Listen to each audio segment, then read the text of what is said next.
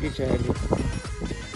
رایدن که طرف شمال اومده اون ور گیر کرده، ما این ور گیر کردیم و یه خورده تلاش کردیم ولی تکون نخورد. سفرمون رو از رازمیان شروع کردیم. تو این مسیر یه خروجی داریم به طرف دربند و سوگا، ولی ما مسیرمون رو ادامه میدیم و به روستای هیر میرسیم. اینجام که مشاهده میکنید آخرین روستای قزوین یعنی روستای ویاره و اینجام ارتفاعات ویاره و به این جای قشنگ میرسیم که زمستون همیشه پر برفه.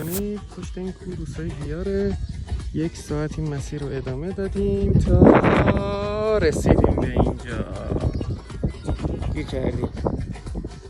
رایدن که طرف شمال اومده اون ور گیر کرده، ما این ور گیر کردیم و یه خورده تلاش کردیم ولی ماشین تکون نخورد. فکر میکنم با سپارده 1 رو فاصله داریم ولی افتادیم.